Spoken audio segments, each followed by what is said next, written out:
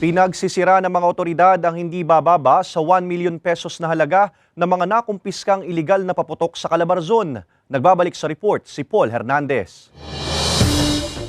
Isa-isang inilubog sa drum na puno ng tubig ang iba't ibang uri ng paputok na iligal umanong ginawa at ibinebenta sa iba't ibang lugar sa Calabarzon Region. Nanguna mismo sa pagsisira ng mga ito si Police Regional Office 4A, Regional Director Police Brigadier General Paul Kenneth Lucas. Bunga ang pagkakakumpiska ng masusing paggalugad ng pulisya sa mga lugar na nagsisilbing pagawaan at tindahan ng mga paputok gaya ng kwitis, bawang, whistle bomb, sawa at iba pa. Maging mga improvised cannon o boga, hindi rin nakalagpas ni UP at sinira rin ng mga ito. Hindi bababa sa 1 milyong pisong halaga ng mga pinagsama-samang illegal firecrackers at pyrotechnic devices na nasabat ng operatiba sa magkakaibang bayan at lalawigan sa rehiyon. Ang mga naarestong responsable sa illegal na kalakaran nahaharap sa kasong paglabag sa RA 7183 o Act of Regulating the Sale, Manufacture, Distribution and Use of Firecrackers and Pyrotechnics. Nagpapasalamat si PNP Regional Director 4A sa publiko at komunidad na nagpapaabot sa kanila ng impormasyon hinggil sa mga illegal na operasyon. Mas kailangan pa raw nila ng kooperasyon ng taong bayan sa mga susunod pang aktibidad ng kapulisan sa rehiyon sa pagsawata sa mga irresponsable umunong pagnenegosyo.